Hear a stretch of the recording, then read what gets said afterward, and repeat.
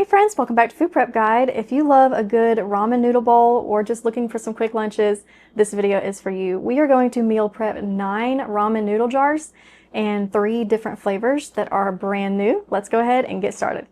So first, let's start with our base recipe, which consists of 3 ingredients, and that's going to be the same no matter what kind of flavor that we're doing, and then we'll move into customizing them. So obviously we're going to start with ramen noodles. So what I did is I just bought like a 12 pack of ramen noodles. I think it was like the chicken flavor, but I just don't use the flavor packet, and just crush these little bricks into the jars.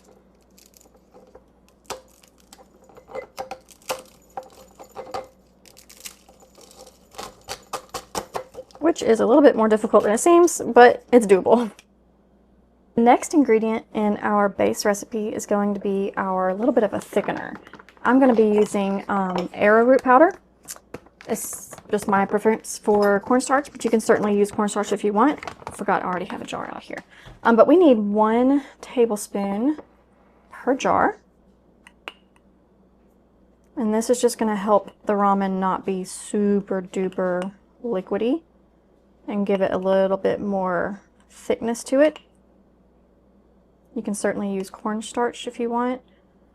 I think even potato starch might even work, but I've never tried that. Okay, the next ingredient in our base mix is going to be our chicken bouillon seasonings. None of these are like a chicken-based ramen, but they all really complement the seasonings that are in this blend. So we need 1 tablespoon of our chicken bouillon. You can certainly use actual chicken bouillon if you like. In case you missed this video, this is just a homemade blend of seasonings. It includes nutritional yeast and several other seasonings. It doesn't actually include any chicken in it, but it's really good and complements a bunch of different types of flavors. So that's it for our base mix, our ramen, our arrowroot, and our chicken. So let's go ahead and get into the individual flavors. If you're new here or joining us in the middle of this series, we have a Mix in Jars cookbook that features pantry mix recipes where you just have to add water or a few fresh ingredients to very quickly whip up things like salad dressings, breads, breakfast foods, and more. We are also working on a Mix in Jars Volume 2 cookbook. That's what these ramen jars will be in, and we are celebrating with a giveaway. The giveaway will be closing pretty soon because we're getting close to releasing the cookbook. So if you want that, the link will be in the description box below to enter the giveaway, or you can comment ramen, and I will respond to your comment directly that way. For each of these next recipes, what I'll do is season each line the same way. So I don't know if you can see, but I've got more jars back here. So this row right here, we're going to do an Italian style ramen. So we're going to start with 1 teaspoon of tomato powder. We have tutorials on how to make this on our channel. I almost went that way. I've got to make sure I don't do that. Okay, so 1 teaspoon of tomato powder. Next is going to be half a teaspoon of Italian seasoning blend. You could do just oregano if you don't have an Italian seasoning blend. Just do half a teaspoon of oregano. After that, we're going to do half a teaspoon of dried minced garlic.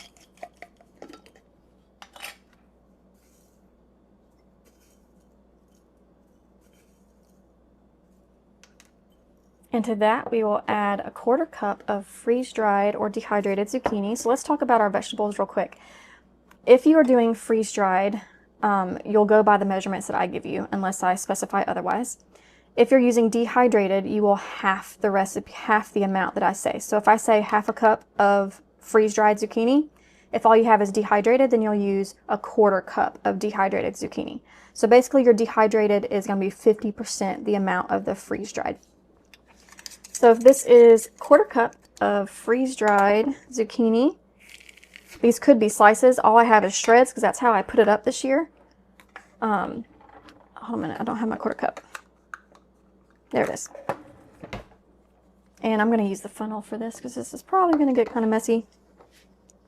But anyway, I have really enjoyed having the shredded zucchini on hand already in its shredded form because I find that I use it more for like a fritters or a zucchini bread or a casserole where the shreds really work well and you know, this ramen recipe as well.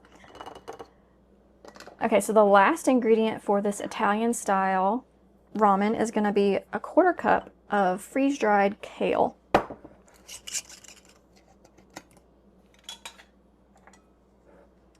Use the funnel again.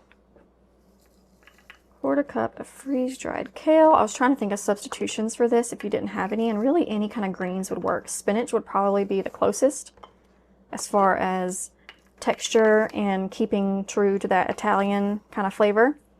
So kale or spinach would be ideal. So that's it for our Italian blend.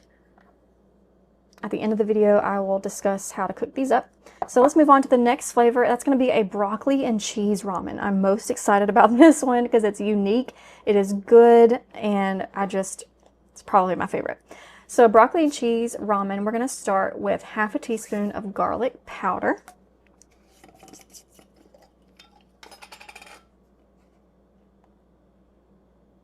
I usually do heaping scoops when it comes to garlic. And to that, we'll add 1/2 teaspoon of mustard powder. I add mustard powder to any kind of cheesy, like a mac and cheese. This isn't mac and cheese, obviously, but it does have a cheesy powder in it. And I'm not sure what it is, but it just really complements the flavor well. So 1/2 teaspoon of mustard powder. Next is going to be a 1/4 teaspoon of smoked paprika. I know that's not typically an ingredient in broccoli and cheese dishes, but it's really good. That smokiness really works in this recipe, so you can certainly leave it out if you want, but we really like it. And then we will have a 1/4 cup of cheese powder. Now I have white cheddar cheese powder on hand. Probably the more true to the style of broccoli and cheddar would be a yellow cheddar, but this is what I have, so this is what I'm going to use, and we need a 1/4 cup of cheese powder. Definitely going to need the funnel for this. 1/4 cup. We really like Hoosier Hill. They have a wonderful white cheddar and yellow cheddar. And I believe Judy's also has a really nice brand that doesn't have a bunch of fillers in it or color additives or anything like that. It's usually just freeze-dried, whatever the product is, and in this case, cheese. Now, here's a little bit different. So this is the only recipe that is a little bit different. So what I'm going to do is I'm going to shake the jars down, and then we're going to add a muffin liner. Just a, like a little cupcake liner. And we're going to put that down in there so that it's just even with the rim. And you'll understand why when we go to cook this up in just a minute. This is the one that we're going to cook up together on camera because it is different. All the other ones are not. They're all just add water. But we're going to need to separate the broccoli from everything else. If you have freeze-dried broccoli, I think you can get by with not doing this. But I generally just have dehydrated broccoli. I really need to change that this year. I need to freeze dry some broccoli. But the dehydrated vegetables, because of how thick they are, in case you haven't seen dehydrated broccoli before, the stems especially take a really long time to rehydrate comparatively compared to other foods. So anyway, so this is our solution to that. But we need 3 tablespoons, and I actually don't even know if I'm going to have enough to do all 3 jars. I'm going to do 1 tablespoon at a time because I'm probably going to run out. And basically we just want to make sure that we're getting it all into the muffin cake liner and trying not to let any fall through.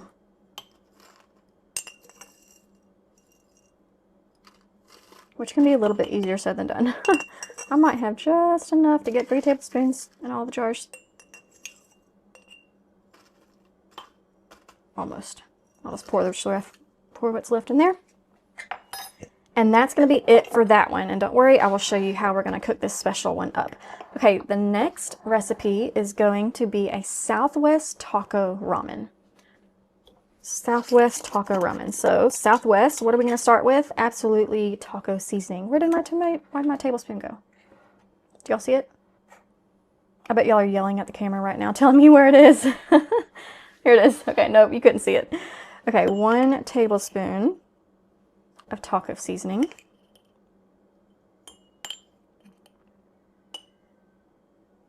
And to that, we will add 2 teaspoons of tomato powder. I'm getting confused where my tomato powder is. There it is. 2 teaspoons of tomato powder. 1, 2, 1, 2. I don't know if y'all heard me hesitate on that taco seasoning. I think last time I made it, I think I only did 2 teaspoons of the taco seasoning and I just put a whole tablespoon. So I don't know for sure. I'm pretty sure I did 2 teaspoons last time, but it's only 1 teaspoon off. So just be aware that it might actually be 2 teaspoons of taco seasoning. When we do the cookbook, I will absolutely be certain to do the correct one. So next is going to be a 1/2 teaspoon of garlic powder. 1/2 teaspoon of garlic powder. 1, 2, and 3. And then a 1/4 teaspoon of smoked paprika.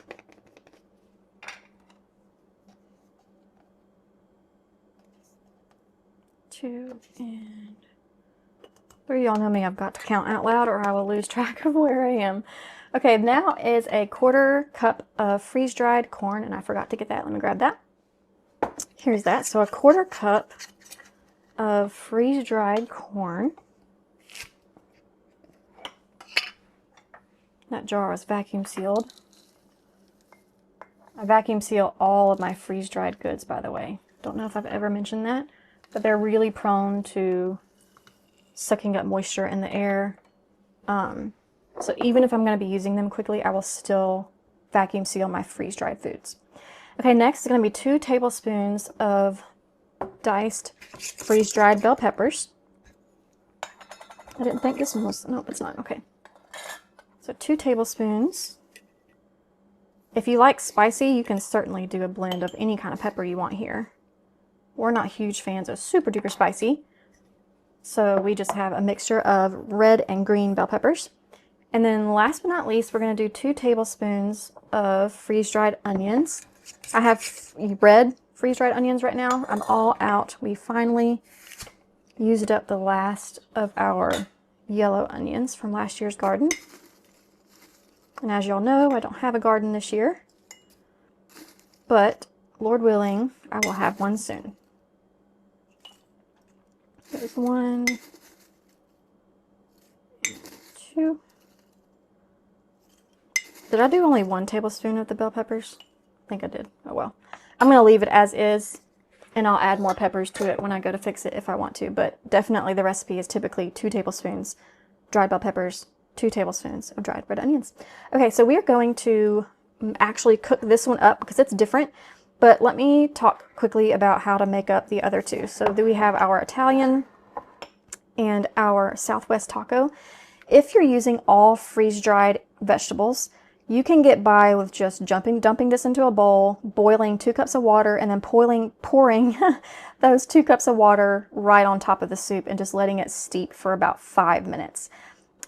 If you have dehydrated vegetables, you need a little bit longer than that. So what I typically do is I use a stovetop and I boil 2 cups of water, and then I pour in the jar and then let it simmer for about 7 minutes on the heat. So fully freeze-dried, you can get by with just pouring boiling water on top, 2 cups. If you have dehydrated vegetables, you need to cook it on the stovetop, still 2 cups of water, and simmer for about 7 minutes. Okay, let's actually cook up this broccoli and cheese ramen. The first thing we need to do is bring 2 cups of water to a boil.